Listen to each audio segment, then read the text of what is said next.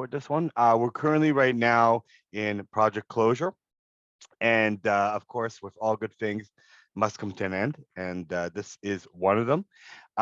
So we are currently jumping right back in, and we'll start where we were and where we're going. Well, the game plan was that we started in introduction. We got to know each other, and we were in that wonderful early January day where we start to get to know one another. Again, we start to look at strategy, talk about the organization, define what the project is, look at estimates, and then do the great U-turn. I'll make a nice U-turn here. And we looked at teams. Okay, so we talked about teams. From teams, we jumped into monitoring the progress, which is unit number 7. And of course, for monitoring the progress, we made another U-turn, talked a little bit about what is a project manager and a leader. And then last class, we were talking about outsourcing, which was a fun filled class as always. And then today we're in project closure. All right. So basically after this class, unit 10, we have unit 11 down here. Okay. Which is RCC, review, reflect your careers and whatnot. So definitely it is a fun-filled class as always. Always glad to have you guys join us. It's always a fun time. I know it's a little bit stressful, but definitely we're crunching in all the items and making sure that we make all the men's in. So again, we're going to be talking about the learning objectives. We're going to be looking a little bit more on identifying different types of closure. We're going to talk about what kind of closures are available for us. When is it needed? When is it time to close? This is an interesting part of project manager because you as project managers, leaders in project management, you guys will have the last say. You guys will determine if whatever work we have done, we are happy with it and we can do it.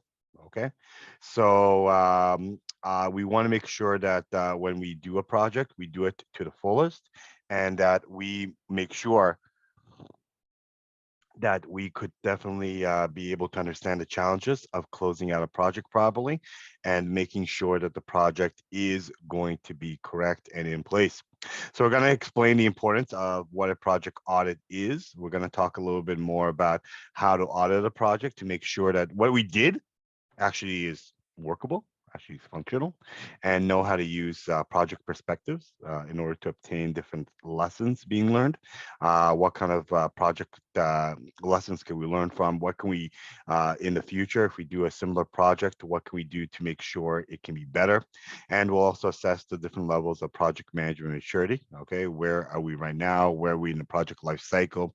And eventually provide some useful advice for doing reviews for teams, making sure that we could definitely give some input for our team members to make sure that they get a little bit more about where they were and eventually how their contribution in the program and in the class was provided. So we're going to look at useful advice for conducting performance reviews for project members, and eventually we're going to be looking at some of those criterias to make sure that eventually when we close a project that we cover all of our bases. Okay, so we're going to give you some scenarios. We're going to give you some different outputs on what those may be.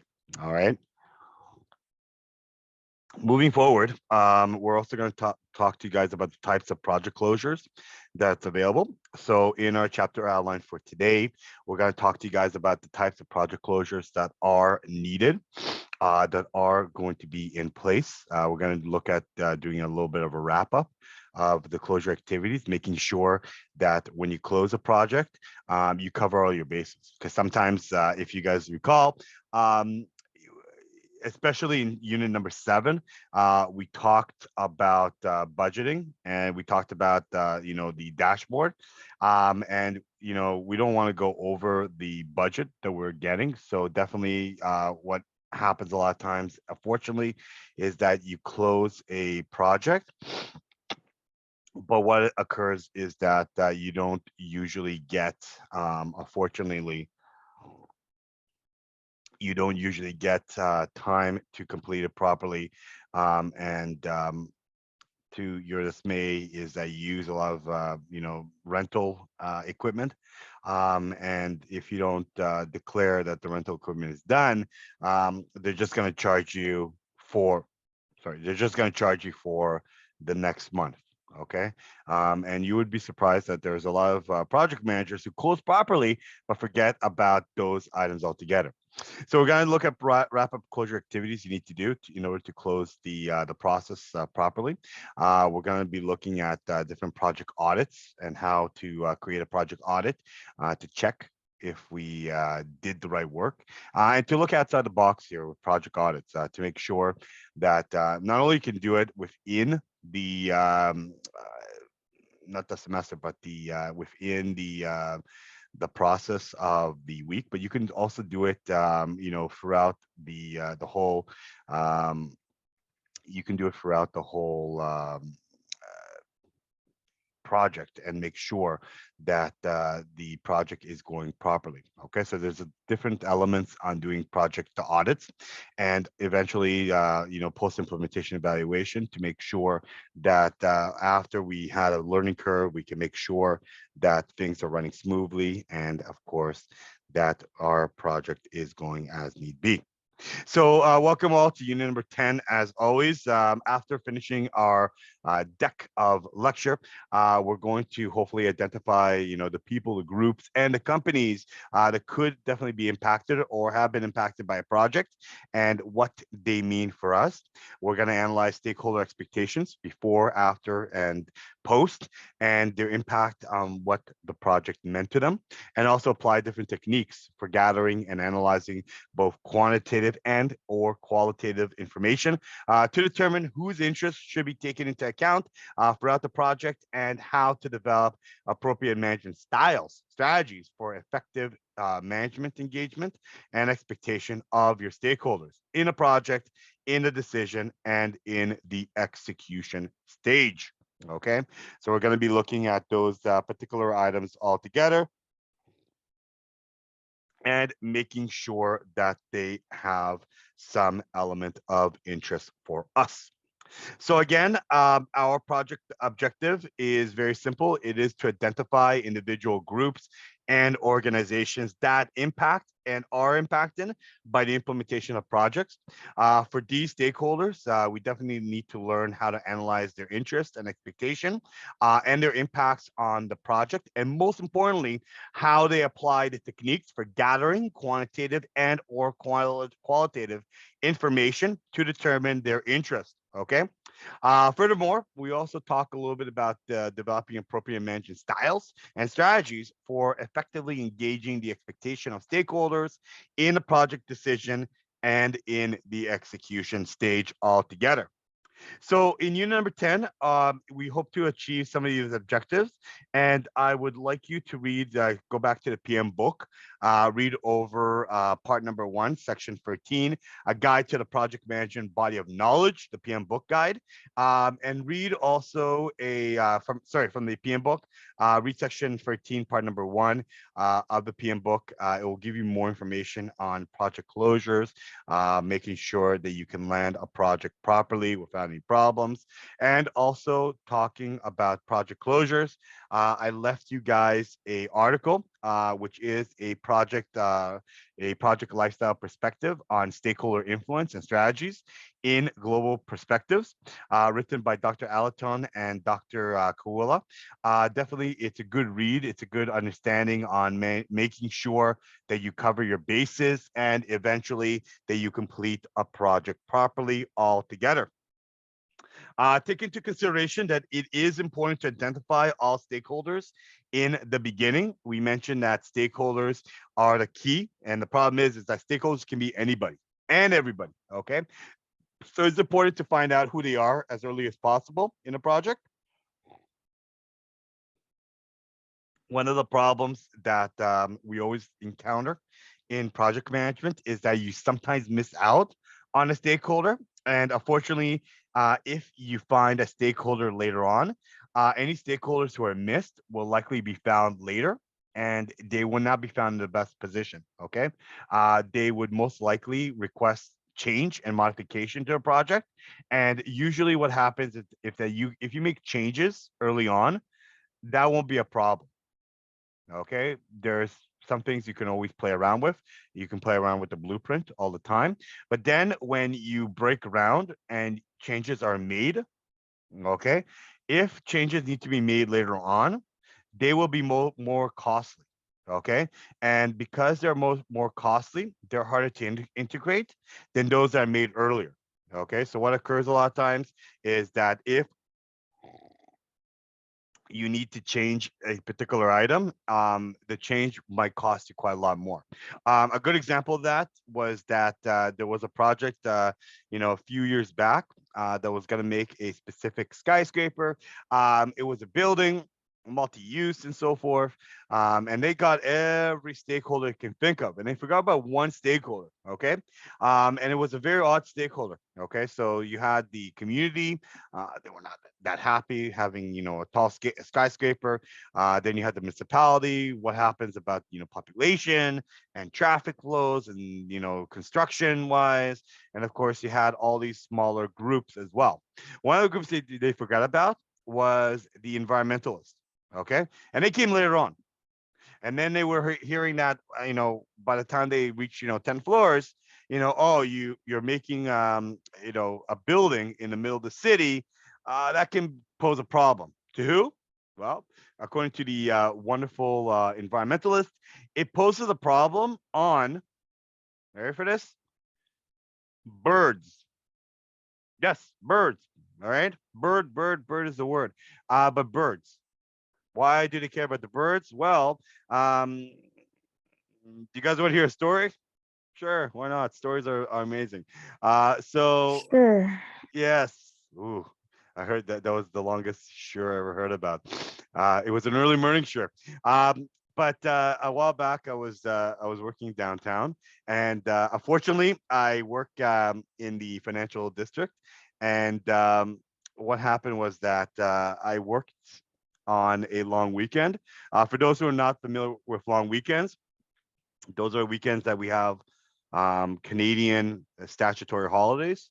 So, for example, the next major holiday we have a Easter, which is not statutory; it's more religious, but most people take it off. Either the Good Friday, which is very important, Easter Sunday, and some will take Easter Monday off as well. But beyond that, the next major holiday we have is not in April. It's actually in May. May 24, May Victoria Day long weekend.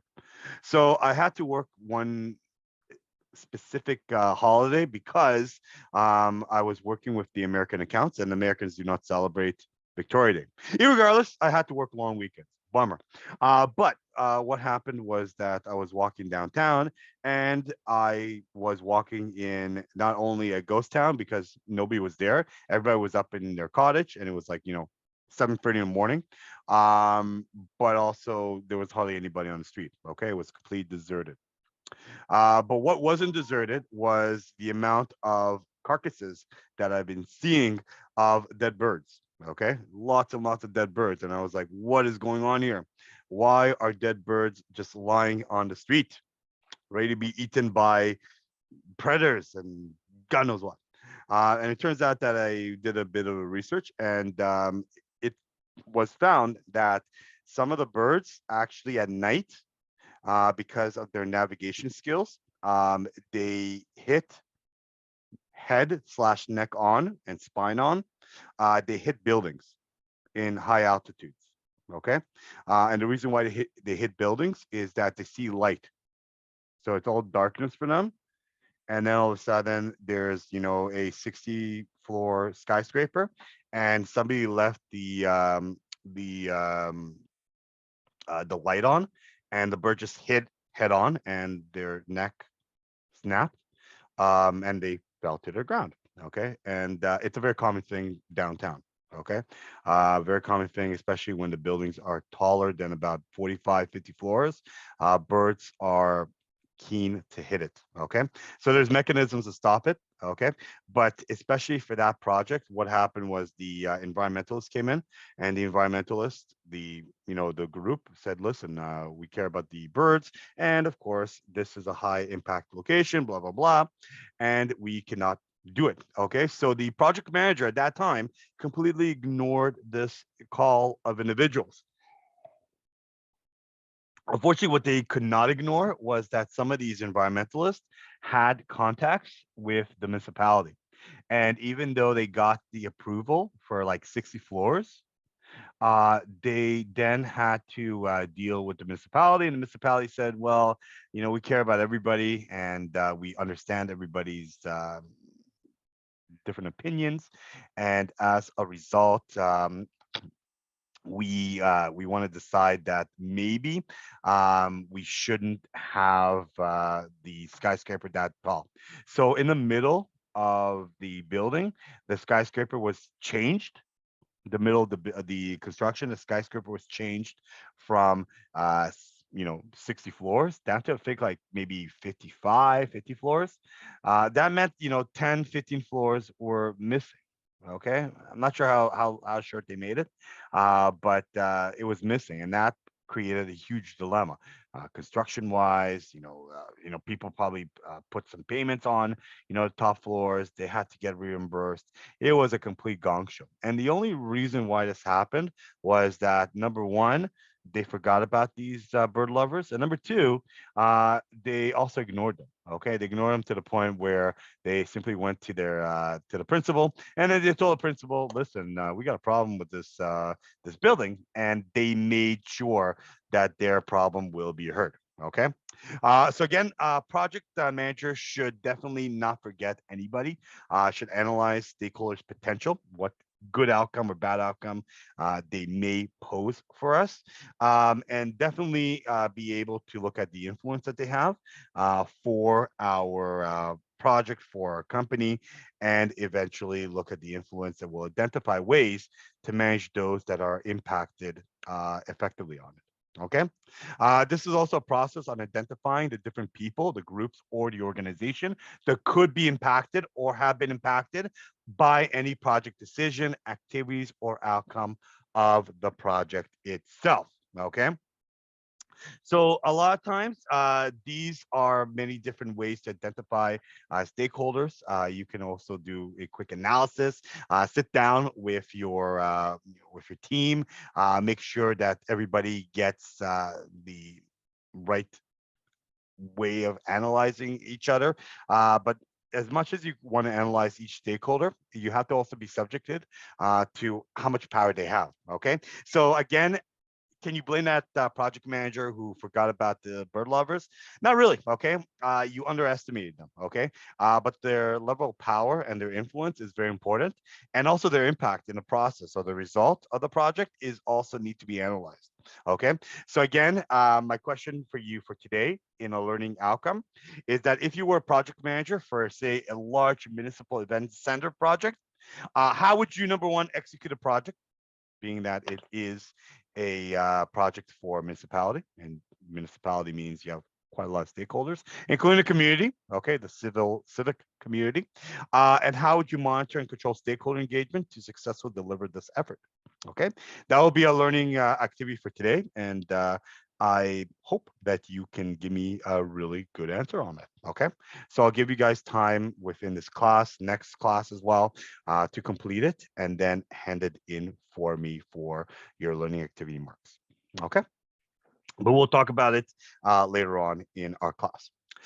So beyond unit 10, guys, sorry. Beyond unit 10, please consider your response, and based on your learning outcome, the reaction that, your peers, your stakeholders will have, and some of the issues or problems you might typically encounter while performing these two processes of looking at the execution and controlling the results. Okay, so what the output process will be, when could you use it, and which could be used successfully to continue delivering the goals of your project all together.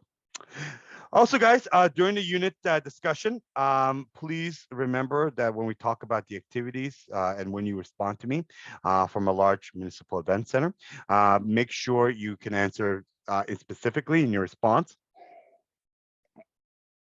based on the execution and the events. How will this be done, and how will you monitor it? Okay, so how will it be controlled by the stakeholders? How will you engage on it? How will you successfully deliver it? And again, when you respond, you will consider some of the issues or problems you might typically encounter while performing these two processes, okay, as well as the result, okay? So nonetheless, of course, the output of the process, which could be used to continue delivering the goals of the project, is going to make a big impact on making your decisions as well. So, guys, project closure is no easy task, as always, guys. Project closure can always be a little bit, in my opinion, very daunting task for many people. As you can tell, um, even in your first projects that you've done at school, you don't know what you're gonna expect, okay? And you always want to perfect it. And of course, we're all perfectionists in one way or another, but there is a timeline, there's a due date, and we have to submit. So nonetheless, project closure is a process, and usually you have activities to close it properly. For students, you completed an assignment, you want to check it over. Look if it's legitimate, if it makes sense, if the lingo is with the jingo, and of course, make sure that every project closure activity could be done. You want to make sure that you read over it, proper grammar, spelling, punctuation, parallel construction wording, and all the good stuff that we simply forget in our daily lives could be added. You want to put a nice cover page. You want to make sure that there's no plagiarism. You want to make sure that everything is on the right track, and then you want to submit it. But then you're not confident enough to submit it, and that is a common thing for many students. Okay, one of the first projects that I did, 10 years back, right, going back to school to do my master's, I wasn't comfortable with it. Okay, I was staying up till 2 in the morning, rereading it, rehashing it, and saying to myself, "My gosh, am I of the master quality?" And I realized that, you know what, you probably did a pretty darn good job, but you just have to be more confident in closing the progress, and that is something that many project managers do lack of. So a lot of times, what you would do is that when you do project closure, you have different deliverables. So the first thing you do is you look at your facilities, make sure that you clean up, wrap things up, and make sure that you can hand it back to the individual who is responsible for it. Maybe you rented some space for your project. Maybe you would wrap things up with your customers, make sure that customers finally get the item, are informed that the project is finally closing and should have some say on where the project is heading towards. And of course, look at different vendors, and of course, look at their reports. Make sure that the vendors do get a proper notice and a proper, citation on how the wrap up should be and how we will close it all together. And of course, doing a proper project audit. Okay, so in a proper project audit, you will look at reporting the project closure, doing feedback and retrospectives, making sure what you have learned, any lessons being learned, what you could have done better, what you could have done easier, how you could have done it as always. And don't forget, guys, and again, I mentioned it because more or less, many of you guys might be juniors going into a company, and it's very imperative that performance evaluation should be met, both as a team. Okay, how you worked as a team and how you coordinate yourself as a team, but as individuals. Okay, please remember that many projects are going to be by their merit, they're going to be add-ons, currencies that you can convert later on and show that, I've done these projects. Okay. And again, coming back to my favorite project of all time, the bridge.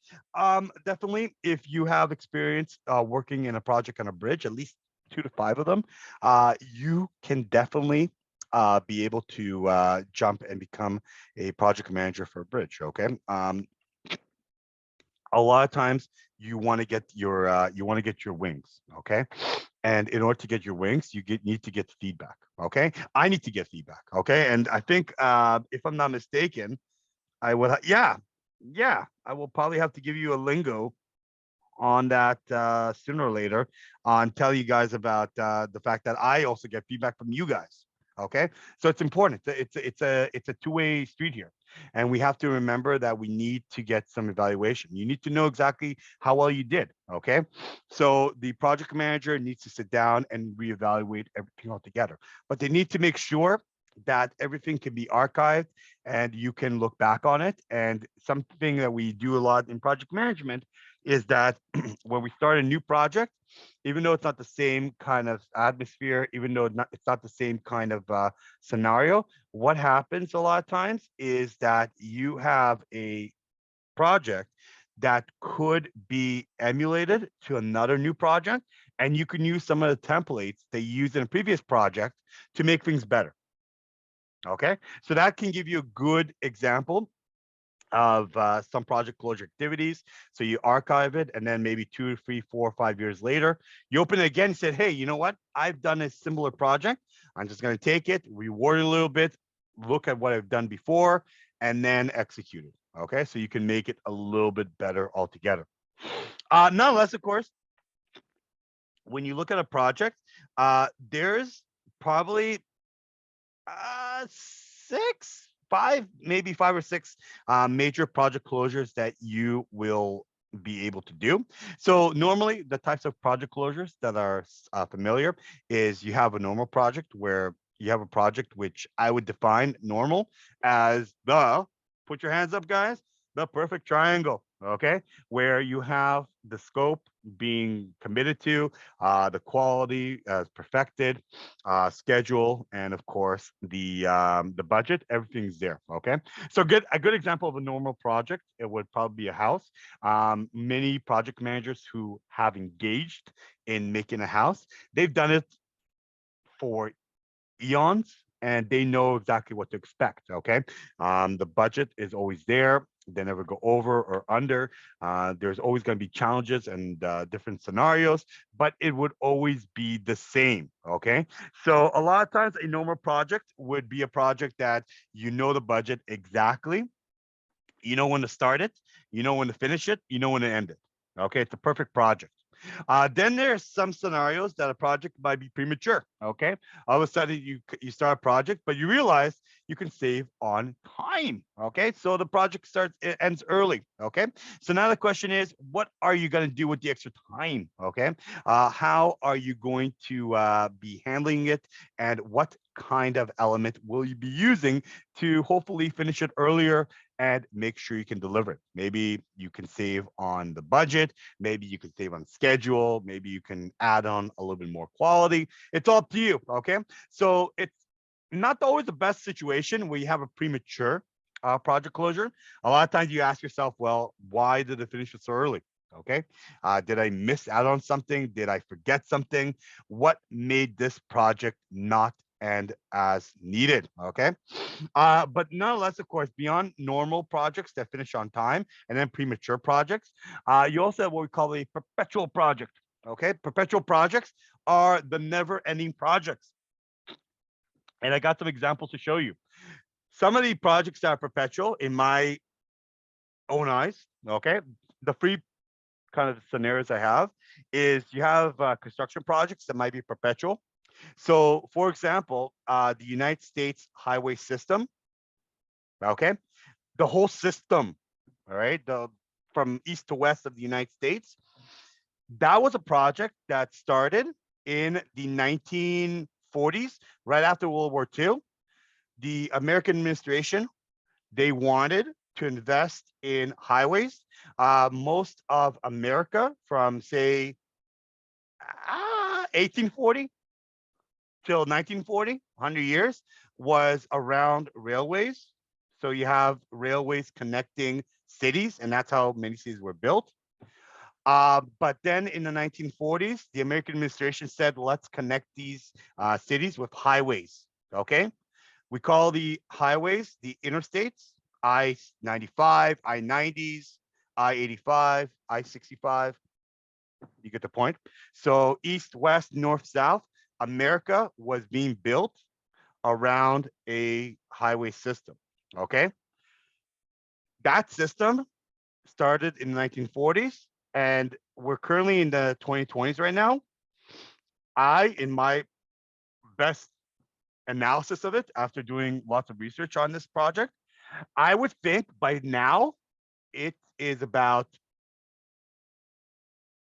70% done. Okay.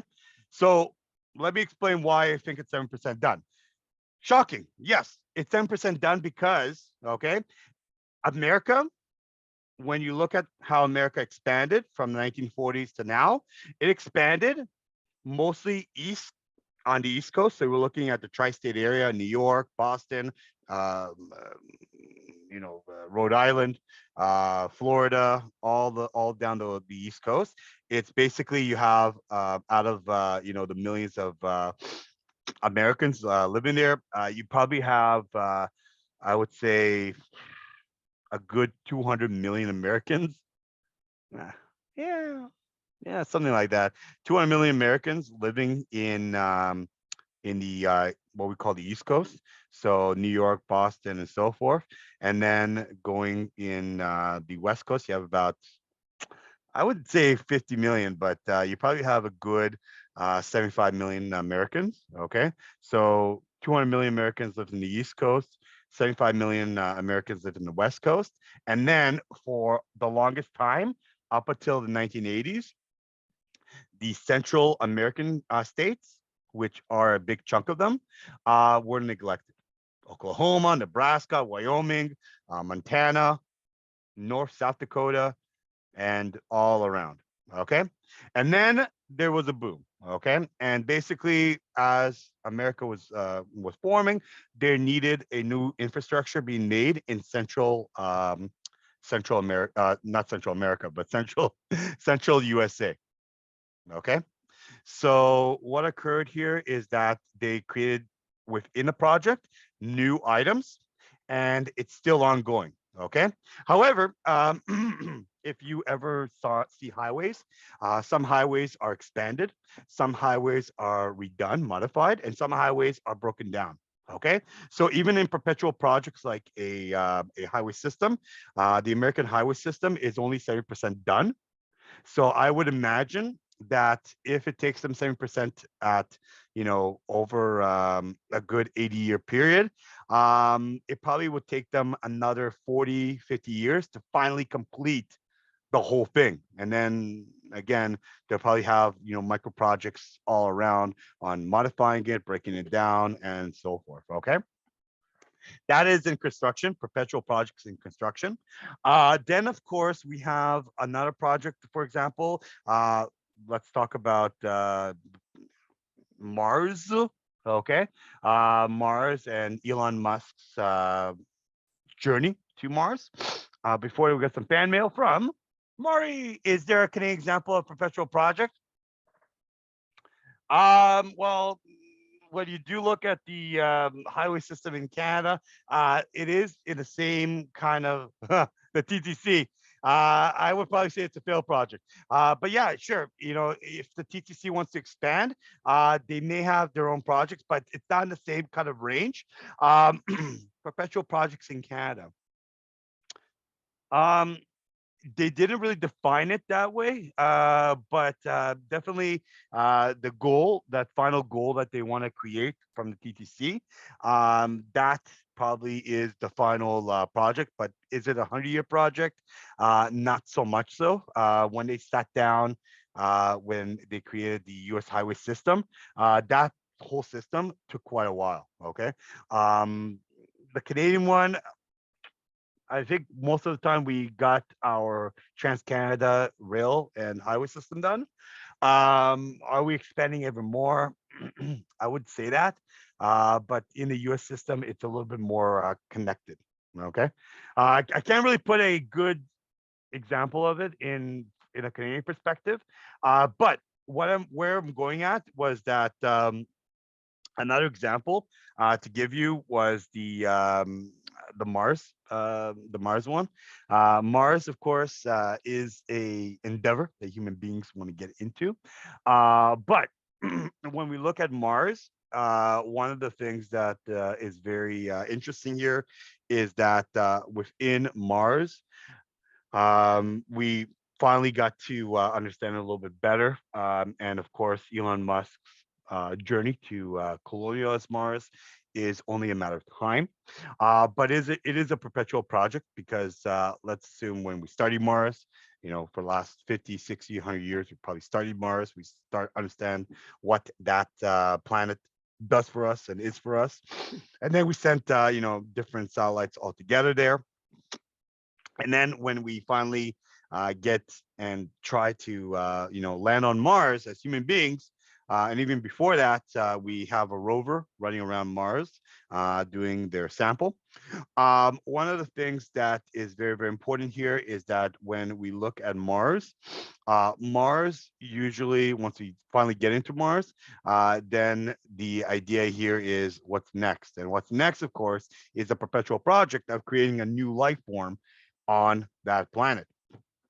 So nonetheless, of course, you have situations that you're going to be looking at, especially those that you might decide, well, okay, how do we, grow food on Mars? How do we look at sustainability on Mars?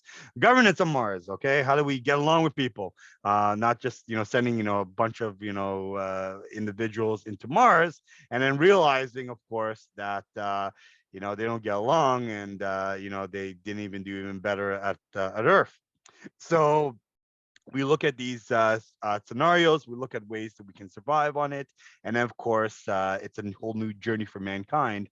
Once we get into Mars, it's just an ongoing project on how we get in there, how we take care of things, and hopefully how we thrive or fail on that planet.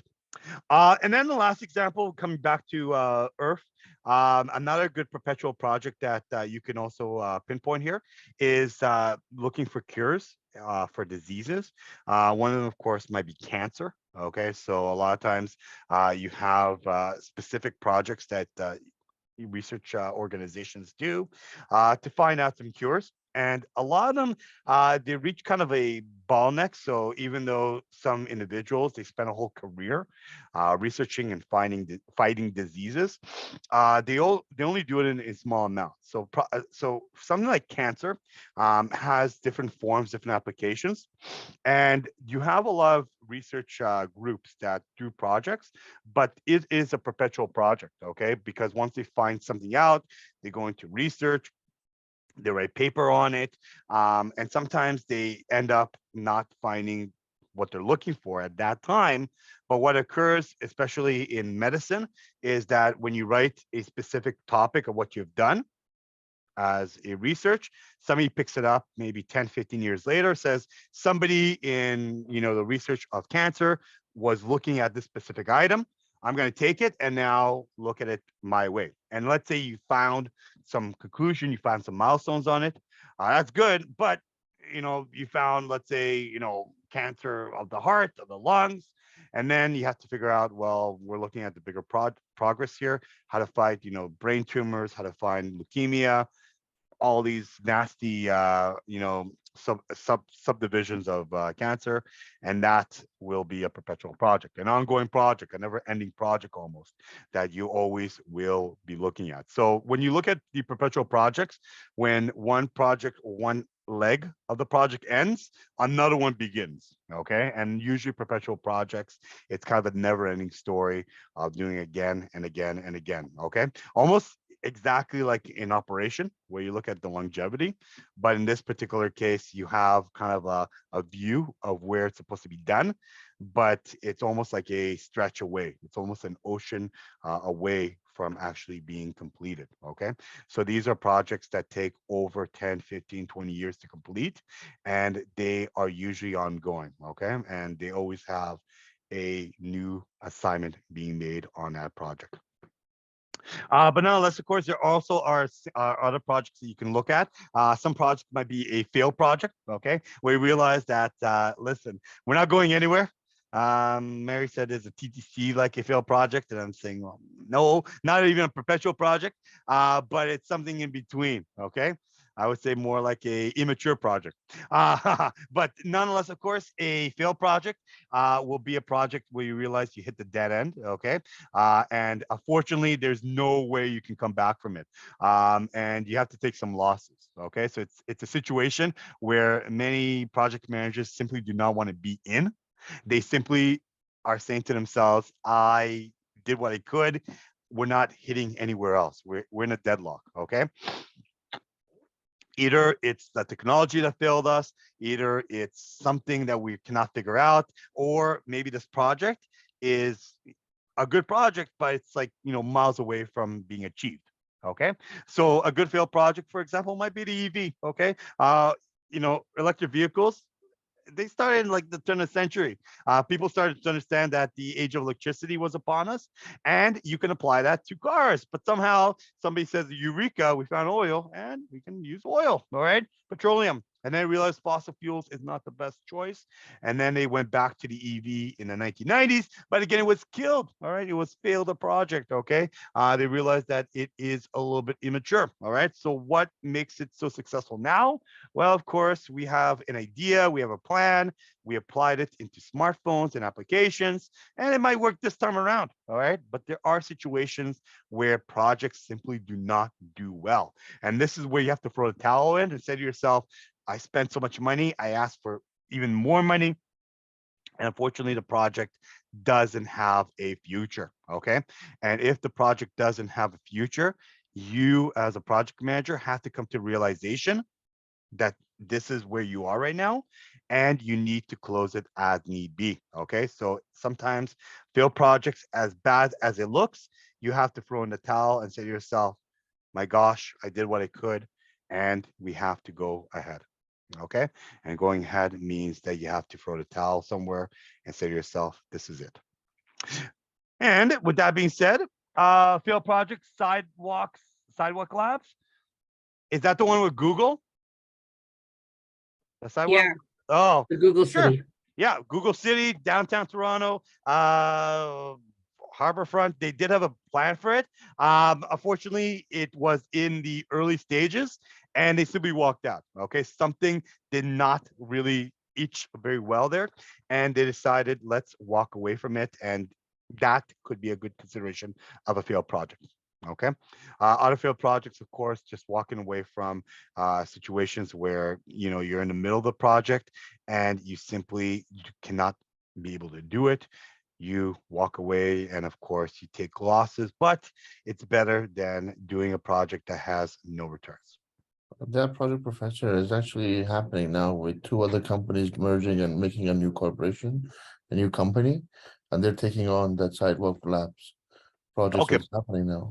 so basically they just took it off Google, said, listen, we like your project, Google, thanks so much, and we're going to do it ourselves. Yeah, the city was not comfortable. They're saying that some privacy issues and stuff like that, but I think there were more corporate issues going on in between. And then they're saying it didn't work out with them, but there's a new company that is being merged out of two other international companies. One is it's called the Gulf something, and then there's a Canadian one as well. Okay, They're taking wonderful. over. All right, so hey, you take a failed project, you look at it, you look at feedback, perspectives that we looked at, and then one other company said to themselves, "Hey, listen, there might be a future for a futuristic side of Toronto." Go figure. I'm definitely looking forward to that. Just got an electric vehicle. There's no electric vehicle charges in Toronto. That's a project that definitely we need to address.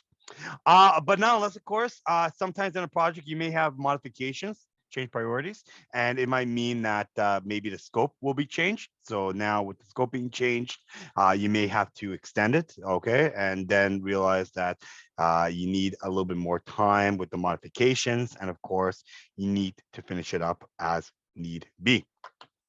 So when you finally finish a project, either a premature project, a perpetual project, or a normal project, or even a modified project, you have different activities you need to do. Okay, it's not just let's close it, finish it, and get on with our lives. No, project management never sleeps. And what we need to do here is that we need to do wrap up activities as well. So there will be wrap up closures as need be. Project closures usually include the following. There's usually 6 major items you need to do, but depends on the industry, your company, their objectives, and so forth. It might be a little bit more. But number one, you have to get delivery acceptance from the customer. Make sure the customer is aware that you're finishing it. Get the go ahead, sign it off, and give it to them. You have to remember you have to shut down resources, meaning that you have to shut down your manpower, shut down your equipment, make sure that you're releasing it to new uses. So again, if you're finishing a project on Friday today, this week, you need to know that you have workers around you and these workers need a job. Okay. So last thing you want to do is have in your office dwindling and wandering workers looking for a new position. Okay, so you need to make sure that everything is closed, and of course, reassigning team members to specific positions. You have to also remember to close accounts. Again, sometimes you have equipment and tools you use. These items, they're not just going to close automatically. You have to close them and physically release the items to the next position. What happens a lot of times is that if you use a machine and you outsource the machine, if the machine is going to be closed, let's say I'm just using a metaphor here. You finished the project on March the 1st, and you did not return the machine by March the 2nd, or even by March the 5th. They're just gonna readjust the bill and send you the bill for most of March because they assume that they gave you a grace period from March the 1st to March the 5th. You did not respond to it. Okay. And what happens here is that, they're just going to extend it till the next month. So all of a sudden you realize that happened. It's March the 6th or 7th right now. You try to send the item back and they told you, thank you for sending it back, but you still owe us money for March. Okay. And sometimes you forget the bills are there. And unfortunately, you are now responsible for it. Okay. So even though you had the right budget, sometimes your budget might go over because unfortunately, and this is unfortunate, you neglected on paying the bills or closing the bills on time. Okay. So think about it. If you pay hydro, electricity bills, if you did not close your account before you move, you're still going to have to pay for it. Okay. So make sure to close all your bills, make sure you can reconcile your activities, reconcile your accounts, and release to the next use. Also, don't forget by getting acceptance from the customer, also deliver the project to the customer. Don't forget the customer needs to get the item. Okay. So if it's a tangible item, deliver it physically to the customer, make sure the customer gets it, uses it, and knows how to operate it. And right, also create a final report on your feedback on what you've learned, and hopefully close the project properly, officially, and make sure that all the activities will be done all at the same time. Whoa, Mario, Mila, Dream Unlimited, Great Golf. All right, great golf group. Oh yes, nice group there on Quayside. Yeah, definitely. Thank you for that article, and it's a very recent article too. It's just recent, right? February of this year.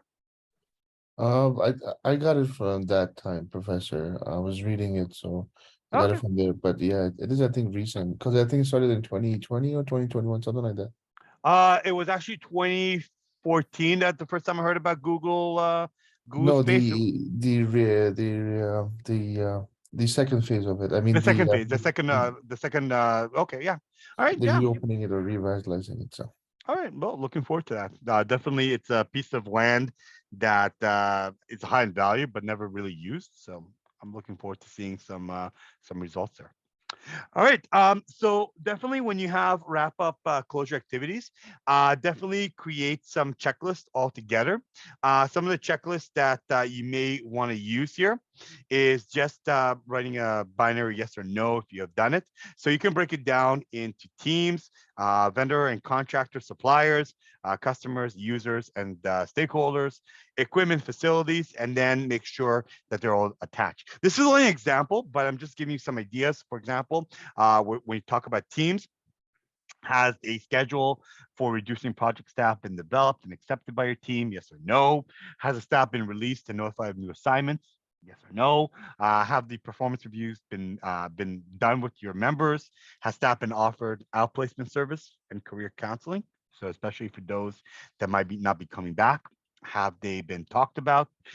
With vendors and contractors, has the performance reviews been conducted? Has the accounts been finalized? What about, of course, with the customers and users? Has the customer signed off on the delivery product?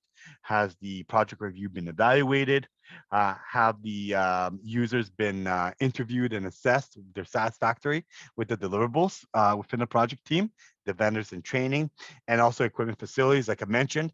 Has a resource been transferred to other projects, meaning that you're not just leaving an equipment out there to decay. You have to give it to another use. Again, this is more of a construction wise. A lot of construction projects, unfortunately, they have so much tools and items. So you have to remember that you have to return the tools and make sure at least that somebody else will use it. Okay. Please remember that for many construction companies, they only have one major item that they use, one major tool, and normally they share it amongst project managers. Okay. So when the project manager is done, they cannot just say, I'm keeping it for myself. You cannot keep it. You have to give it to somebody else. Okay. Because if you give it to another individual, or if you forget to give it to another individual, what would happen is now their project is going to be delayed. And also think about space. You don't have enough space in your capacity. So you have to take that into consideration. Okay.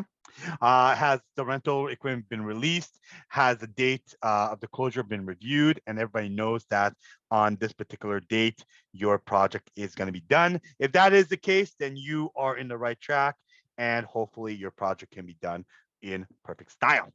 But now let's, of course, audit. All right. Well, when we talk about audits, auditing a project is nothing out of the norm here. Auditing a project is a normal situation. Now, project audits is very similar to doing accounting audits. Has anybody seen or is familiar with accounting audits? It's around this time right now. So March, April, May, and June.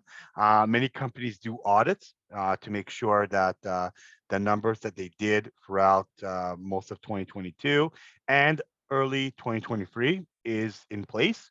So many companies start their year around now and end the year around this time. And what they do is make sure that everything is in place, money is not going out randomly, and we are hopefully going to audit and balance our spreadsheets so that our general ledger can look good, and then we submit it and make sure that we're doing a really good job. Which makes hello, yeah, no problem, no problem, no problem, no problem. Yeah, 1 second.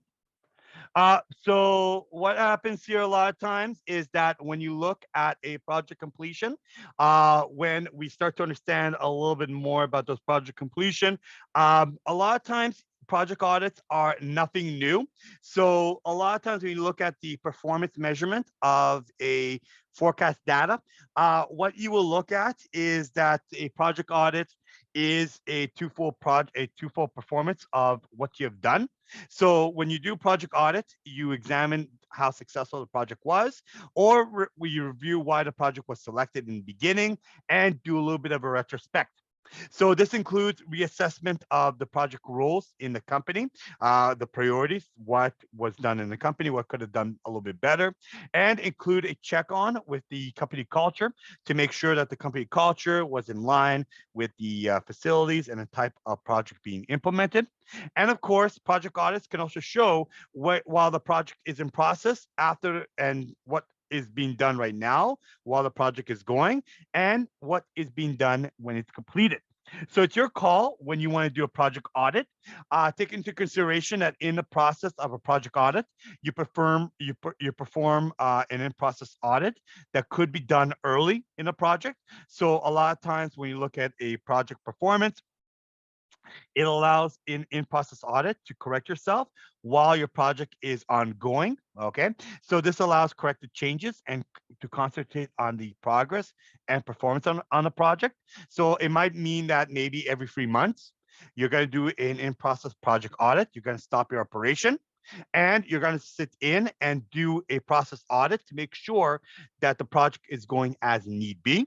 So this means, of course, when you look at, if you could recall the Gantt chart, what we did with auditing and monitoring the progress, every few months you do a in-process audit and you want to make sure to ask yourself, are we on schedule? Are we doing a good job? Is the project going as need be? And are we doing exactly what is should be made?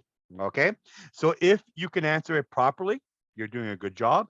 If it becomes a problem, then you can actually analyze it and decide what to do later on. But usually, post-project audits can be done as well. Now, post-project audits is a little bit more rigid than doing it, say, every quarter or month to month. This includes even more details and more in-depth analysis than, of course, doing it every so often. But it emphasizes on improving the management of future projects. So this is the point of no return where you look at a project audit and then it tells you, well, you did a really good job, but it could have been a little bit better. Okay. And this is what you learn from it. And this is what you can implement in the future. So there's different steps on guidelines on doing project audit. Now, the first kind of rule of thumb, there's about 7 rules I put all together. But when you do a project audit, okay, please remember the idea of project audit must be it should be a project audit, not a witch hunt to say, finally, I can get my jobs here and take my aggression out on so and so. All right. No, forget it. I do not want to put names here. I just want to make sure that if the project was not going really well, why was it not going well, and what could we have done in the future? Okay, you can comment about individuals or groups, team members pertaining to participate in the project should be minimized. So again, try not to use he, she, them, they, or what the problem was. Okay, try going after the problem, not the individual. Also, other activities should be very sensitive to human emotions and reaction. Please remember that a lot of people put a lot of work on it. And if you just double down on their work and their effort, then it could really be hurtful. And definitely, it doesn't show good management styles. And of course, the accuracy of data should be verifiable. Okay. So if you say that, hey, at 60% range, we're actually at 40%, where is the proof here? Where is the number? So definitely that's where a report should come back and you need to kind of verify where you got this information from. Because if you do not, unfortunately, then it's just your guessing game and people will not take you very seriously. Definitely get senior management and people above you, even your sponsors. They should, support the project audit because if they don't, of course, then it's just your own personal opinion on it. And of course, major objective of the project audit, like we mentioned, is not to go after somebody, but to live and learn. Okay. Learn what you can do better. Okay. And look at valuable organizational resources and assets where mistakes could have been made and what you could have done in the future to mitigate them. Okay. Our life is a learning curve. Okay, we learn, we make mistakes, and we learn. We're human beings, but we have to make sure that the project audits should be a good stepping stone to say to yourself, You did the first project, you did well, but you could have done better. Okay. We always say to ourselves, there's good, but there's even excellent. And we want to make sure we can be excellent in project. Okay. So we want to make sure that when we look at project audits, we can say to ourselves, this is what we have done, this is what we could have done better, and how we could have taken it to the next position. Okay. Please take into consideration that the audit should be completed as quickly as possible and as reasonable as possible. Because a lot of times what happens in an audit, if it's an audit that a project finished on March 1st, some people finish the audit a year or two after. And what happens is that when a project is being audited later on, people forget about it. All right. People say, well, there's mistakes that happen, but so what? It happened before, let it go. They moved onwards and now they forgot about it. Okay. So a lot of times people forget about a project and initially just neglect it altogether. So again, the steps to doing a project audit is very simple. If you ever do a project audit, there's very small, simple steps you can do here. By looking at the guidelines, you can also look at different steps, which include number one, initiating and staffing. Okay. So again, the audit process should depend mostly on initiating and mostly looking at the company and primarily within the organization and the project size to making sure that you can initiate an audit through that and making sure you have an outcome that should represent an independent outside view of the project. So sometimes you may bring in a third party auditing company. There are a lot of them that look at a project and will do their own auditing. So a lot of times what happens is that there's a little bit of nepotism and favoritism going on. So when you do an in-house auditing, and you can do that especially for month to month because it's very costly to do it and bring in a third party. Um, a lot of times there's a lot of favoritism going on, and you miss out on the big points. So if you bring in a third party, they can initiate some more ideas and give you some more clauses on what could have been done better. And a lot of times in the audit process, you interpret the data, you take in a collection of the information, analyze the information, and the information in the data should be gathered throughout the reports, and any answers from both the company viewpoint and the project viewpoint should be handled. And from those 2 points, of course, you look at the reporting, and when you do an audit report, it should attempt to find out exactly the need changes and any lessons learned from the current or the finished project altogether. Okay, so those are the major items that we want to look at and do the project audit. And eventually, what we're going to be looking at after is how to outline and classify different project audits. But for now, guys, we're going to take a little bit of a break. The time right now is 7:15. Take a 10, come back at 7:25, and then we will retake our class. Okay? Any questions? Everybody's good? Good. Awesome. All right. So take a break, guys. Don't break my teeth. Take a break and take one on the house. 10 minutes, guys. Come back. Don't leave the class. Don't go too far. And then we will reconvene again at 7:25 a.m. Eastern Standard Time. Okay. So again, guys, please be back at 7:25. Oops. And we will restart. Have a good one. Take it easy. Bye for now.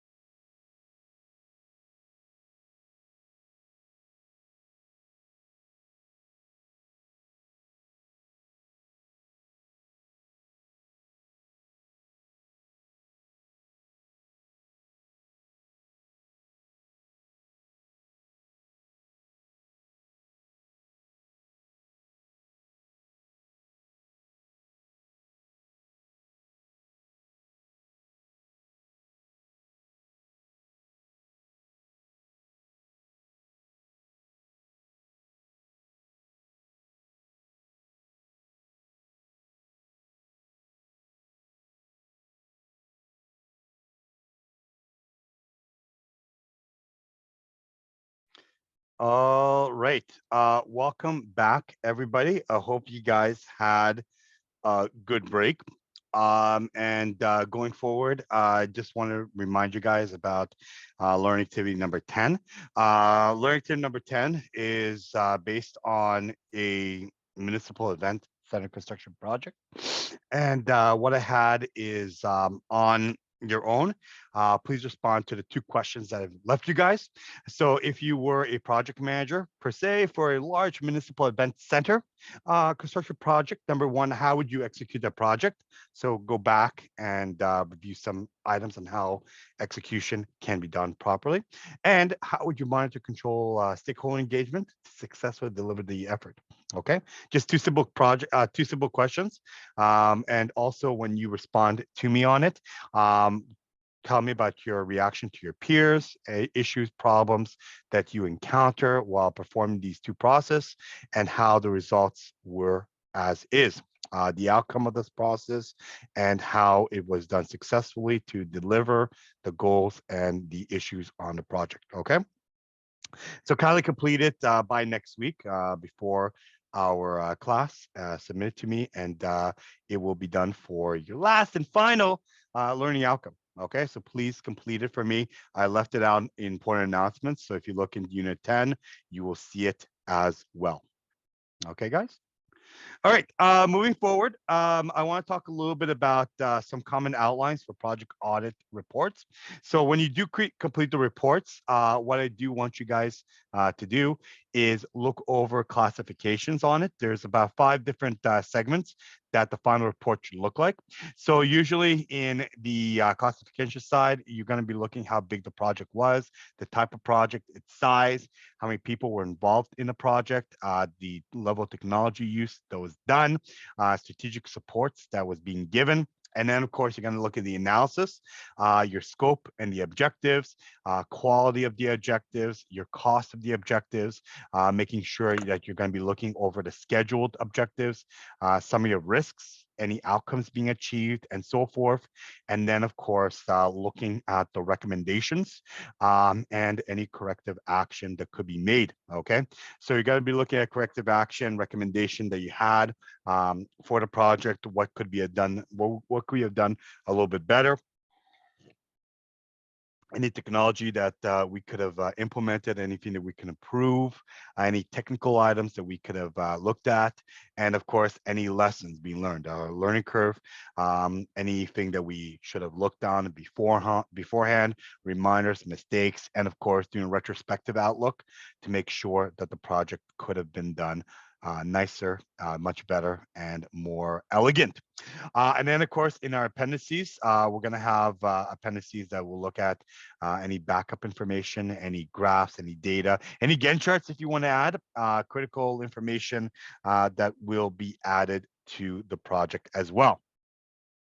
So again, when you do project retrospects, a lot of times in the retrospects of the project, especially in project management, it's an effort to identify any lessons being learned.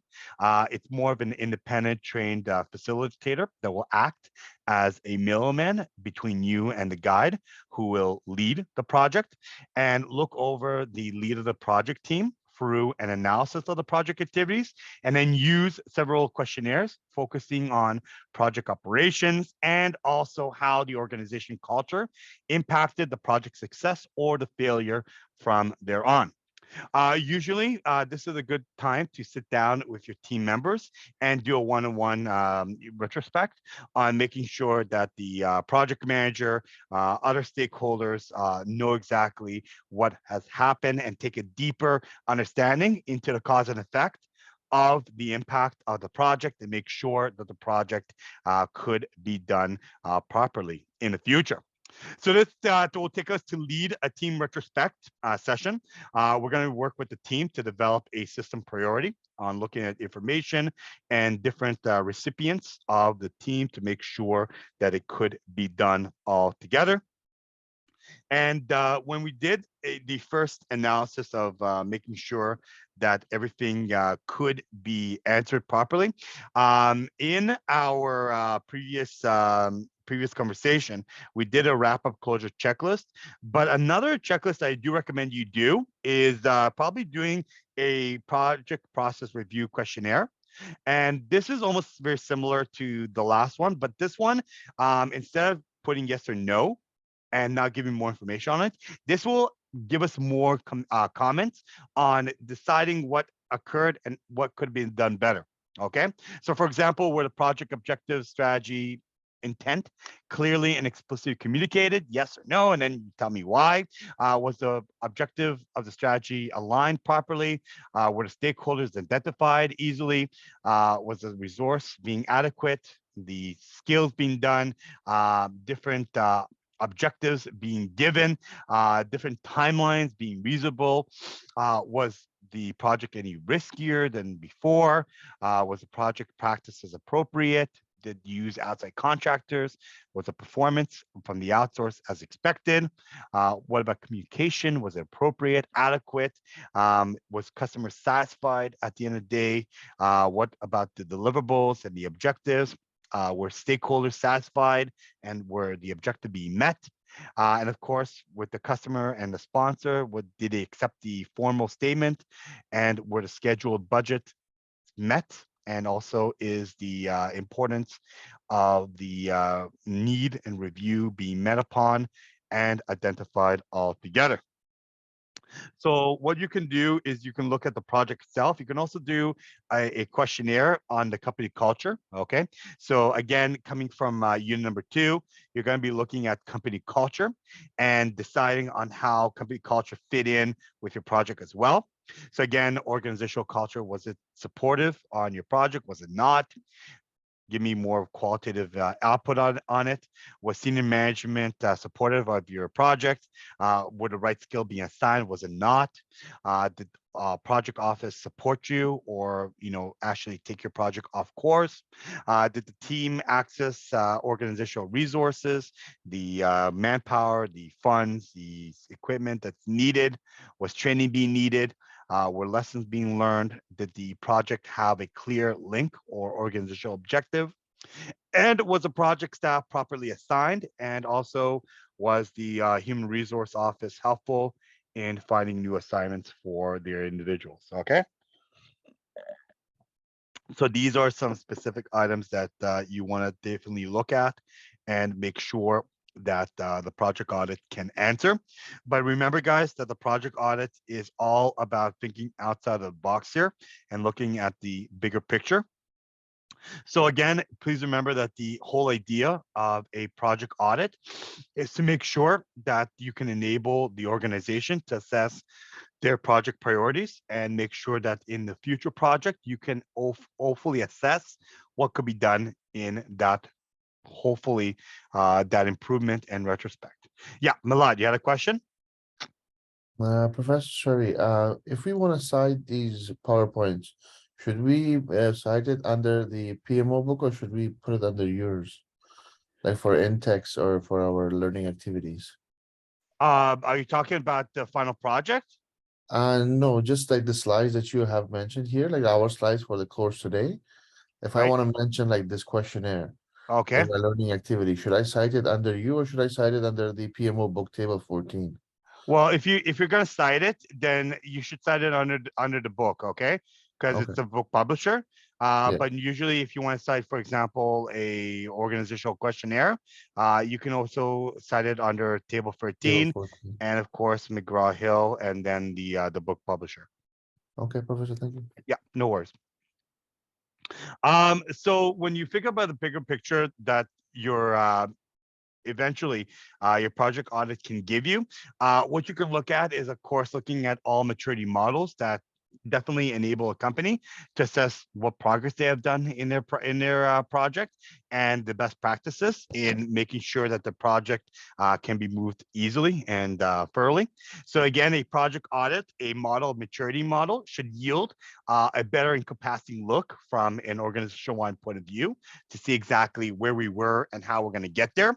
So again, of course, the latest project maturity model is called OPM free, and usually in the Project Management Institute, OPM free lets us look at the bigger picture And OPM3 is divided into a different initiative of continual growth and learning curve. So this can be added into project audits, but it does take a little bit of time. So you look at the OPM growth of initial response on it, the repeatable side, defining what the project should be made, managing it all together, and then hopefully optimizing it. But it's different steps, different outcomes. And a lot of times project management maturity model looks at different levels. And when you look at the different levels, it comes with, for example, adding an item to your project. So we call it ad hoc. So ad hoc items to add on your project is the first level. So if you missed out on something, a maturity model can actually says to you that, you could have added this on, and this could be an add-on to the project as sort of a new formation. You should also look at a formal application of project management, look at different levels. So adding a new item and getting the approval of your customer or your senior managers, and then institutionalizing it, making it a best practice, which is the third level, making it a best practice, putting it into your organization, and in the future deciding that this particular activity could be made in a future project altogether. And then, of course, looking at the management of project system, including it into your project, probably using it in, say, MS Project, putting it in line with your other objectives and making it a norm. And then analyzing all these items all together. And eventually, what you're able to do is optimize. And by optimizing, you're trying to make the system or the project a little bit better. Okay. However, getting to the fifth steps takes a lot of time, and unfortunately, what occurs is that when it comes to time and using it, this may delay your project. Okay, so adding a new item on it or looking at approval, making it a norm might take time, and it might mean that the project will be delayed at the end. So by using OPM3, again, this is an item to make sure that you can optimize the project, but it does take time, and now you have to weigh in. Do you want to release the project as is, or do you possibly want to give it some time to oversee what could be made? So this is where you come to a conclusion where you look at post-implementation audits. And in the evaluation of post-implementation, this is a point of no return where you want to see exactly how well the project has been done. So the purpose of this particular side of the evaluation is to evaluate and assess how well the project team, their team members, and the project manager performed. So based on the evaluation implementation, it will imply that you will measure against specific criteria. You're going to be looking at team evaluations. You're going to be looking at individual team members, and of course, project manager performance and the reviews, and be able to do your individual reviews as well. Making sure, especially that individuals who contributed to your project, they're going to be noticed. Okay, they're going to get some notification and will be hopefully evaluated how well they have done. But please remember that the team evaluation, it's based on achieving project objectives according to time, cost, and the scope of the project, to make sure that the triangle that we started off with is the same triangle that we're going to end with, especially when you're adding the customer or the final user of your project. How satisfied are they in that terms? So in the team evaluation, there's less common items to assess how well the team worked together and how well they worked with others, especially outsourced individuals. And you will usually use a survey to administer it. Sometimes you can bring in a third-party consultant or a staff member from maybe human resources, and email them and give them a team evaluation appendice to decide how well the team has concluded. So by using the survey and the results, you're going to assess the development of the team, its strength, what they have done good, what they could have done better, their weakness, and lessons being learned that can be applied to future project work. So in this particular case, you can do a simple feedback analysis. So in maybe three simple questions you can ask them, maybe on a scale of 1 to 5, 1 being the weakest, 5 being the greatest. How did you share the sense of common purpose of the team? Each member willing to work together on achieving project objectives. You can add them in a 1 to 5 scale. Uh, Respect from each other's point of view, difference of opinion, and what was really expressed, 1 and 5. And again, all interactions amongst team members that could be occurred in a comfortable, supportive manner. You can also add that all together and add them on a scale of 1 to 5, and hopefully give them an output as need be. Okay. So from that point on, you're going to be assessing those areas all together. You're going to be looking at the major objectives and contributing on the evaluation themselves. Okay. So on that particular case, what you're going to be looking at is you're going to look at individual team members and performance reviews. And of course, the performance assessment responsibility is to make sure that you can get some feedback on what you have done in a project and make sure it can resonate with your individual team members. So again, what you're going to be looking at is getting some functional data from the operational manager, maybe the functional organization, an individual area manager that can look at your project and assess it. You can also look at a balance matrix where the project manager and an operation manager can join in and decide on where the project has been going, or a project matrix and a project organization where the project manager simply controls and gives you an assessment of where the project has been done. Irregardless of project appraisal and review, two important functions should be made here. The first one is the development side of a project work. The focus is to find out and identify people's strengths and weaknesses and develop action plans for improving them. Okay, to make sure that they've monitored you, they saw exactly what you've done, and you've done a good job, but there's areas that you can improve on. And hopefully those areas you can look on altogether. You can also look at the evaluation. The focus is on assessing how well a person has performed in order to determine their salary and merit adjustments. So again, the evaluation should give you some outputs here. And a lot of times, many individuals who go into a project, they A, want to be recognized, B, they want to hopefully be taken to the next stage. They hopefully want to get promoted. Eventually, when there is a opening position, maybe getting a lot of good feedback from a project can put them in a better position. So those are some merits that you can add in a project. And you can also do what we call the multi-rater appraisal. PMI calls it 360-degree feedback that involves getting feedback not only from team members' performance, but also from all people from work has been affected by. So the stakeholders.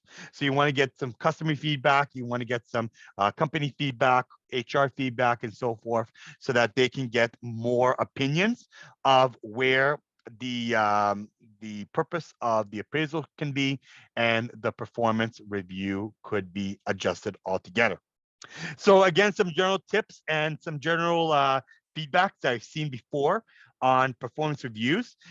When we conduct performance reviews, we begin by asking people to evaluate their own contribution to their project. So we sit down with them, and the first tip is, tell me in your own opinion what you have done. Okay, so you're going back as an individual, and in a project, you're going to say, this is what I've done, this is what I contributed, and this is my outcome and my goals. Okay. Again, try not to draw comparisons with other people in the team. Don't say, well, why didn't you do the same thing that Julie did? She was in the same, categories you did. Always, try to avoid picking and matching people with individuals in terms of established standards and expectations. Only focus on themselves. Don't focus on anybody else. So try to avoid any comparisons with other team members, please. Okay. Focus mostly as assessing individuals' strengths and weaknesses in terms of their standards and what was expected of them before and now. Okay. Try to focus the criticism on specific examples. Don't focus on people individually. Okay. Focus on what could have been done better and try to make it positive as much as possible. Please remember that people put in a lot of effort in a project. And the last thing that you're willing to accept here is a game of bashathon. Okay. Try to make it as open and easy as possible, and try to look at examples where there is an opportunity for improvement. Okay, improvement is the most important part of a project. Also be consistent and fair. So if you're, again, when you're sitting down with individuals, they always yip and yap with each other. And if, two people were on the same, task, and you only, mention one problem with one individual and not the other, there's no consistency there. And that cannot be a little bit unfair. So again, why was, Johnny blamed for one thing, but Donnie was not blamed for the other. Okay, so definitely make sure that it is fair and consistent with everything. Please review what you have set, what you have done, and make sure you can go over it before you deliver it to your individuals. Okay, and remember, guys, that we are human beings and we learn, and sometimes we do not make the best choices, but we learn from them. Okay, so please remember, guys, to don't take the reviews always with a grain of salt. Okay, treat the reviews as only one point of an ongoing process. Okay, the companies, and most legitimate companies, will not bite your head off if you don't do a good job here. If they do, then maybe you should rethink working with them, because that is not a good environment to be in. But it's an ongoing process. Okay, it's a process on learning yourself, learning from yourself, and making yourself better. Okay. We cannot be better if we are only told what we're always wrong at, but we can learn, but what we can focus on what we can hopefully adapt, and make sure that our strengths can be taken over and our weaknesses can be reduced. Okay.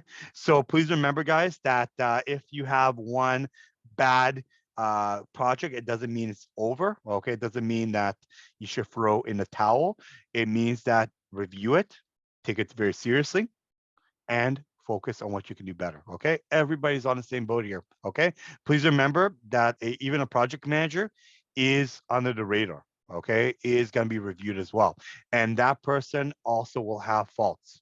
Okay, so please remember that this is a ongoing process. Okay, and the idea here is that when you get familiar with the process, you're going to get very comfortable with it, and you will do it over and over and over again. Okay, so a lot of times, whenever we are going to discuss these items all together, please remember that come in, especially if you're going to sit down with a project manager, come in and treat the review as a learning curve, and take the criticism with an open hand, and eventually try to make it better in the future. And that's what you can only do. But now let's, of course, some key terms that we talked about for today. Any lessons being learned, we are always learning, okay? And it's a learning curve, and definitely building your lessons and doing a repository of databases of the information of your lessons can help you along the way. Performance reviews are very important at the end of the project. Please do not neglect on them, okay? Because a lot of people depend on these project reviews. They want to make sure that they did a good job, and they can get good testimonials, okay, so that they can eventually be able to be promoted and be recognized for their work. Okay, so remember, guys, that especially when people put in more effort, they want to get the same kind of output as you would be expecting. Be reminded that project closures is a process that many project managers need to do. Project closures is a situation where you want to close a project properly. There's a process. Some people want to get rid of the project. Again, it wasn't the best project to start up with. Maybe you would have in the future a Ajax related project, and you definitely hope to get rid of it as soon as possible. And of course, you need to make sure that you cover all your bases. So again, you look at evaluating your project. You want to make sure the project can be evaluated properly. You want to make sure the project has a maturity model that you can put all together, and look at different retrospects and make sure that you can go back to the project and review it and hopefully see it as a good note. Okay, and if need be, you can use some ideas from the PMI Institute, such as 360-degree review, making sure that you can not only get project perspective from one side, but from every different side together and put it into your perspective. So some of these project closeout checklists can be very creative. Sometimes you can implement both binary and also more qualitative information, quantitative and qualitative information all along the way. So what you can do a lot of times is it's your own call how you want to do surveys, how you want to do checklists and project closures and review reflect. So sometimes you can do it in a way where you can look at the status of the project in a percentile and determine that the project is going as scheduled. So for example, have all the project deliverables been delivered? Yes, it's at, let's say, 100%. Okay. And you write it's done. All right. Ah, I'm not, 1 second. Let me just do it properly for now. Um, let's put it as a tape gun. No, that's too big. All right. So you write as 100% and done. Okay. 100 and done. All right. And you go down the list and you do it all the time. But let's say, for example, have all approved changes to the project scope been identified and impacted. Maybe it's a 9%. Okay. And the reason why it's 90, you want to, let's say, recheck it. Okay. Oops. And even my very sensitive mic is not on the same parameter here. Check. And of course, you look down the line and maybe something like training has knowledge been affected? Yes, but you can make some more notes on it altogether. Maybe it's like 95%. Okay. And then, any documentation, any lessons being learned, any date to perfection, if it's 100%, you're done. But if it's at 85% and you're almost done the project, why is that 85%? And you can give a reason by it. Okay. So a lot of people prefer to do that over, of course, putting some other elements altogether. Okay. So these are some ideas for project managers to be able to use in case of, and decide if you're willing to use it as needed. Um, Other than that, guys, before we split today in our last learning outcome and learning activity for today, please remember one more thing. We're in unit number 10, and unit 10, you are supposed to submit as a group report number 2, part number 2, which is a report. It is a case study, okay? And the case study is found in the Case Center, Design Prototypes Inc., Project Management, Selecting of a Project Team, Case Center. And what it entails here, that if you're going to be submitting it, please remember, have only one member submit it, okay? One member submits it. What happens is that when I open up the page, I will look over it and then I will click all the other team members. And then when I give the final mark, all the other team members are affected by it. But please remember, guys, and this happens a lot. The team member that submits it, they will make a cover page and they will forget every other team member. Okay. So that will create a little bit of a disaster. Okay. So please remember, when that person who's responsible for it, either a leader or somebody assigned to it, please make sure that number one, only one team member submits it, because you're sending it over to Turnitin. And usually what happens is that when two people submit it, then of course I get a notification at like 4 in the morning on my phone that a specific class, there was a red flag document being sent, and both individuals received 100% plagiarized. Okay. And I have to go in and fix it manually. And it's very daunting. So please remember, only have one member submitted. That's it. Every other thing you can have multiple people submit it, but just for this one, have only one member submit it. Okay, that's it. When you're done, the report, guys, please remember the report will demonstrate to me an understanding of specific elements related to the selection of an effective team, identify any potential nuances that might accompany a rational decision in selecting a project team in this case that we have, Design Prototypes Inc. Weigh the pros and cons, the disadvantages and advantages of each potential team member and justify the decision on why you picked them or did not pick them. And of course, the objective for the specific report here is that submission should be a maximum of 3 pages, double space, not including the title page, which should be including your student name, full name, not your lingo name, slang name, or your cool name, your real name, okay, and your student number, okay, and then in the back have a reference page, a bibliography, or a reference style page, APA style or citations. Your call. I'm not always whatever you're comfortable with, MLA, APA, Chicago style, Toronto style citation, it's good with me. The case study should represent knowledge in 2 related areas, your project leadership and project application practices. So again, before the case is presented, tell me what was learned, all the players or players in pronounce that was in the process, and then breaking down and working with your team to break down traditional knowledge practices that was required in order to eventually be successful in selecting a project. Tell me about the case in detail with the problems, any statements and references to unlearning the process.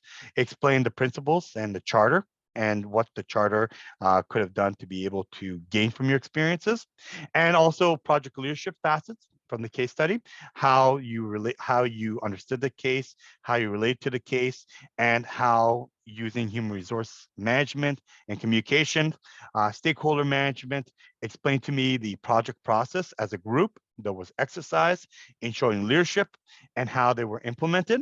And last but not least, explain the criticism or concern you have on the case study, give your opinion on it, how it was related to project management, the theories, and how it was applied to class. Okay. This particular item that we have here is going to be submitted possibly at the latest by Sunday, but please work on it all together. But please remember that within the critical analysis, and I think I wrote it wrong, it was Friday, March 17th, but you have until Sunday, March 20th to submit it to me. Please give me your critical analysis and research on it. Okay, the background summary and the appropriate research. So please work on those 2 areas because they're very, very chunky when it comes down to the point percentages. Background summary is 40% and appropriate research is 30. So if you can master that specific item, you should be okay. Communication wise, use language clarity and effectiveness, 10 points, information organized intelligently, holistically, another 10 points. Attention to detail, the freebie, APA referencing, title, heading, and reference, 5 points, and then spelling grammar, another 5 points. And again, guys, the rule is have only one person submit it. Okay, one person should submit the report this week. Okay, on your team. Please remember that person should submit everybody's name, okay? So in the title page, before I open it, I see everybody's name. I click them all together. And when I'm done with the rubric, I upload it, submit it, and then give you the result, okay? But please only have one person. I beg you, okay? I'm pleading with you guys, only one person, okay? I've seen a lot of times, one person submits it and then another person wakes up and says, oh, was it me? And then they go into it and it looks like 2 people running to the same ball and then they're colliding and then the ball falls on the ground and they lose runs, okay? So please make sure that only one person submits it, okay? Other than that, everybody's okay with that one? Good. All right. Other than that, guys, please remember, guys, please make sure to submit your team case study assignment part number 3, which is going to be your presentation. Now, presentation, all I ask for, as I promised you guys, is a PowerPoint document. That is quote unquote the presentation. I cannot do a live presentation next week. And the problem is that because we're in Zoom, different time zones, different bandwidth of internet, it's just very, very difficult. However, okay, I like to give free marks. I like to give some extra marks. And I mentioned to you guys, extra marks are available. So what I ask is that the minimal thing you need to make sure to get the presentation marks is give me a PowerPoint document.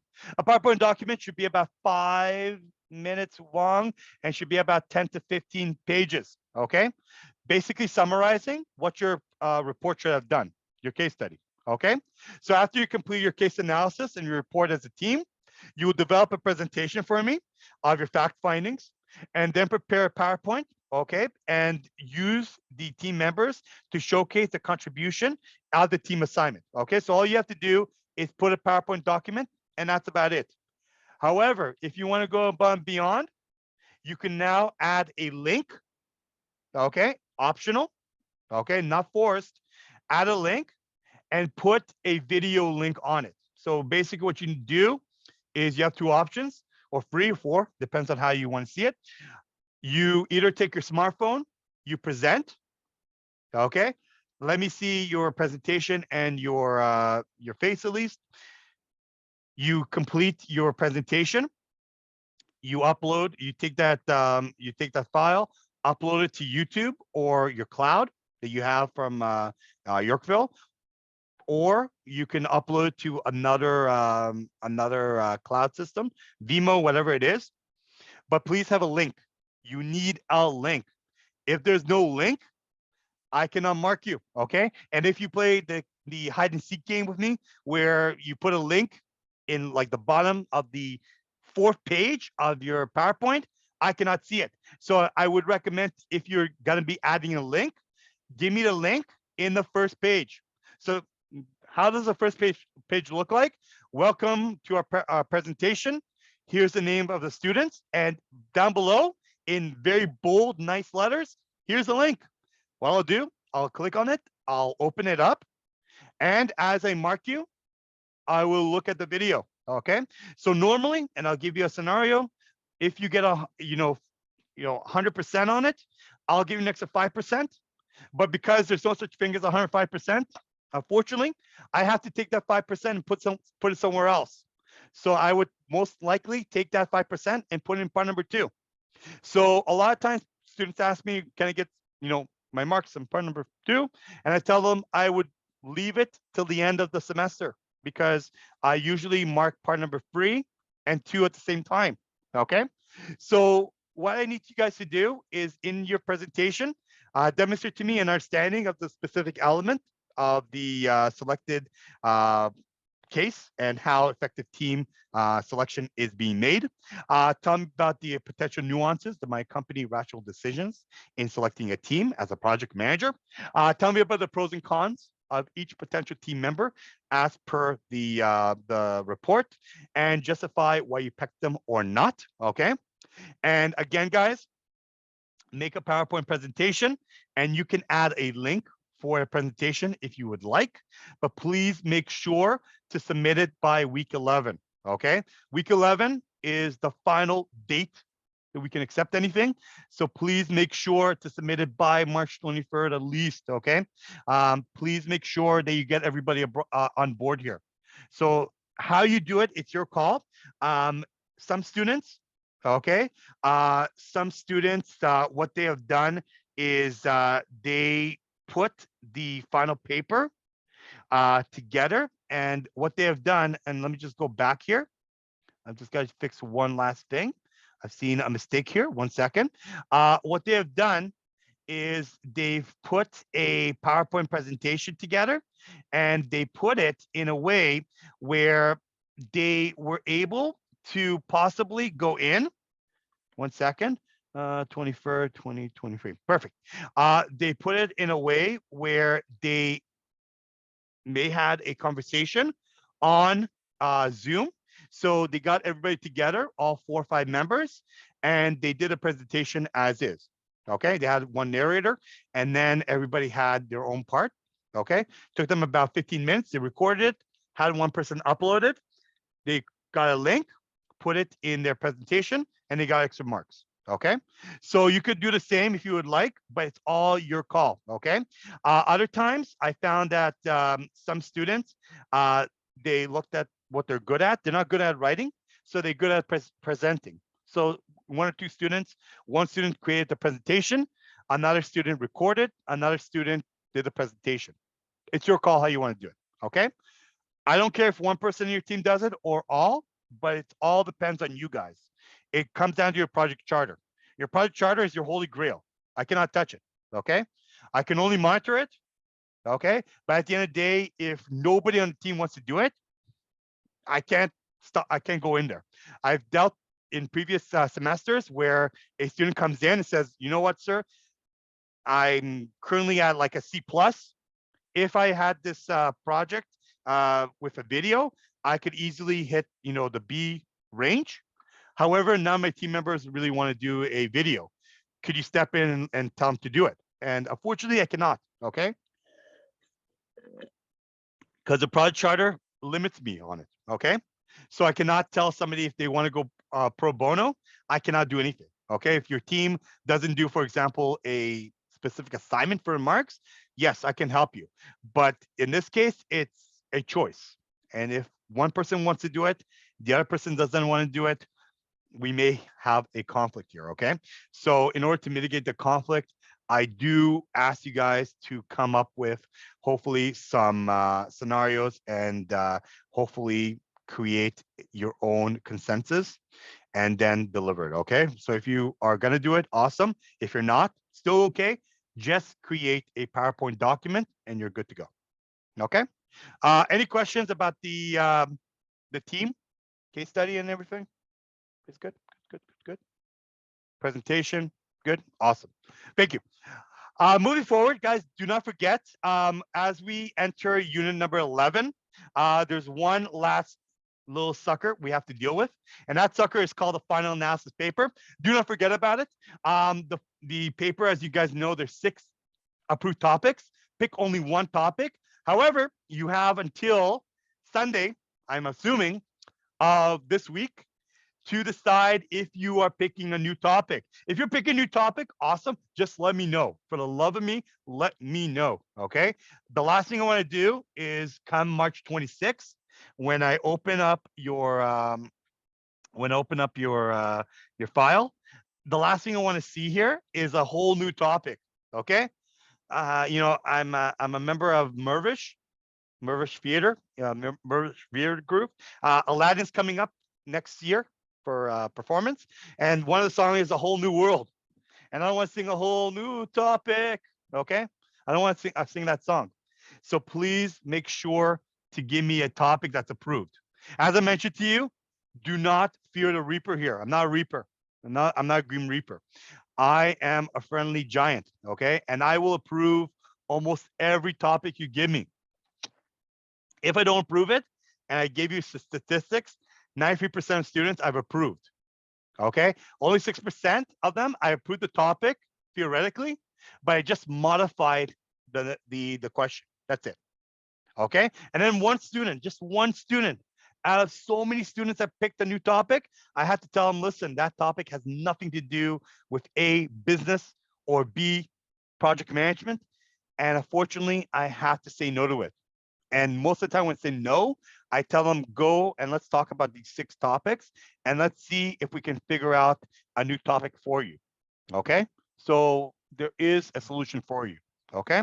So again, guys, the 6 approved topics is developing a high performance project team, organizational change management with project management, leadership and using agile project management approach, developing leadership behaviors within project management, effective project management communication, and managing project stakeholders. Okay, those are the approved topics. And of course, if you pick any of the 6, you don't have to tell me anything about them. Keep it a secret. Okay, but if you are changing anything, please let me know. And if you are going to go ahead with it, awesome. The paper should be APA format. Okay. You must have at least 4 academic sources, 2 of which can be from our lecture notes. Okay, so for today, I think Milad mentioned it. Can we cite it? And absolutely, you can cite it. You can cite the slide. You can cite the book publisher if you would like. And then the remaining 2 should be peer-reviewed articles, scholar review. So you can look at our articles I've released to you guys every single week, or you can go Google Scholarly and be able to figure out some new topics. Okay, please make sure to give me something relevant. Okay, try not going to blogs, vlogs, and all these nonsense ones. Give me something concrete and professional. And as always, guys, the paper should be about 2,500 words. The paper should have a title page, cover page, and then reference page. And it is expected that it should be broken down into 3 categories. Introduction of what your topic is. That's 10% of the paper. The body should be about 7%. And then the remaining should be your conclusion, reflection, application, and closure. 20%. Okay. So again, like we did the math, 250 words should be about for your introduction, what you're going to be talking about. 7%, about 1,750 words should be for your body, your theory and your backing of it, citation, application, and so forth. And then your opinion, your closure, what you think about it, what this would mean for us, 20%. That's about 500 words. Okay, so you put together, you'll get 2,500 words. And please remember, guys, I am from the house of quality, not quantity. So if you are a little bit behind or a little bit over, don't worry. I do not ding people on it. But if there's no meat out there and you give me like, 500 words altogether, that might be a problem. So please remember to put some effort into your quality. Okay, effort into your work. Now, let's guys. The road to the end of it all is upon us. But please remember what is exactly due up until now. I would add, well, as you can see, I skipped a second one. There is a second topic, and I think I skipped it, and I'll fix it for you guys. Whoops. Hold on 1 second, guys. Let me just go back. I'm gonna fix it for you guys. There is. Hold on. Yeah. There is another item that's due, of course, and that is your, I'm just going to write it down here as a second because I kind of missed it on here. It is your learning activity number 10. Okay. That is due by the start of next week. Okay. It's 2 particular questions. Answer them, submit it to me, and you're good to go.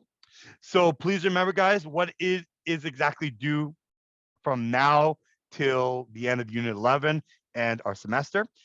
Team case report is due this week, March 17th.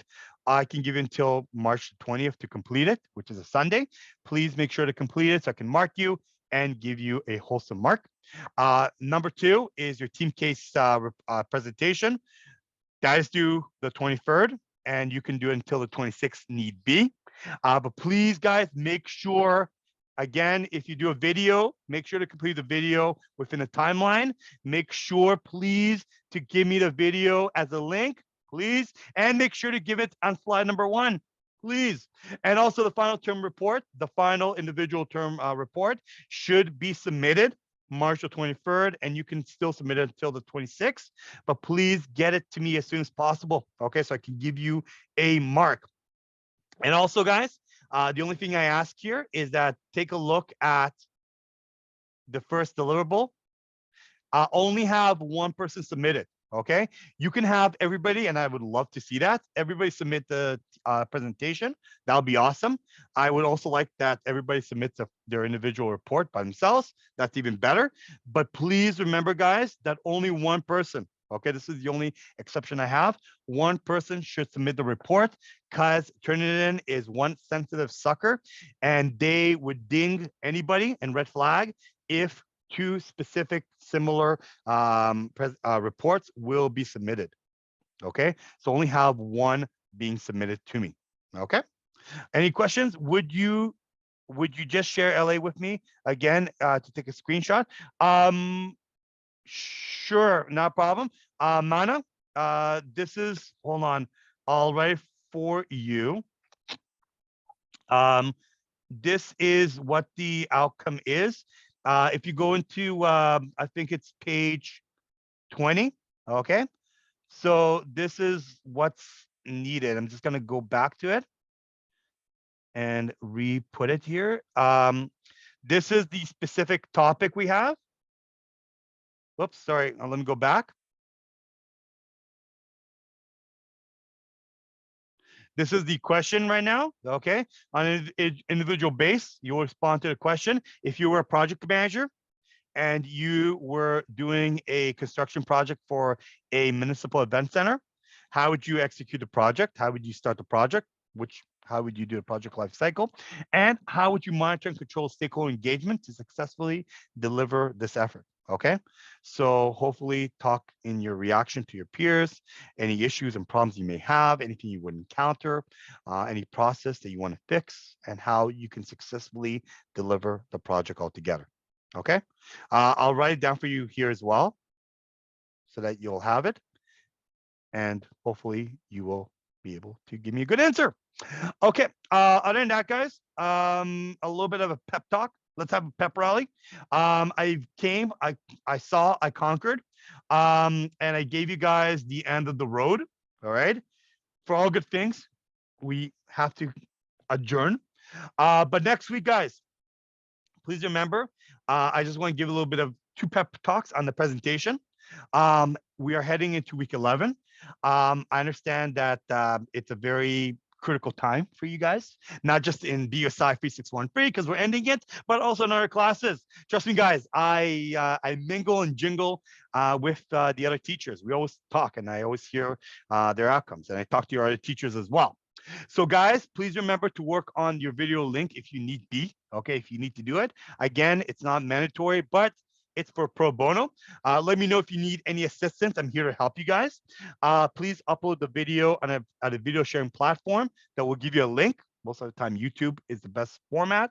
And of course, next week, guys, that adjourns our theoretical side of the class.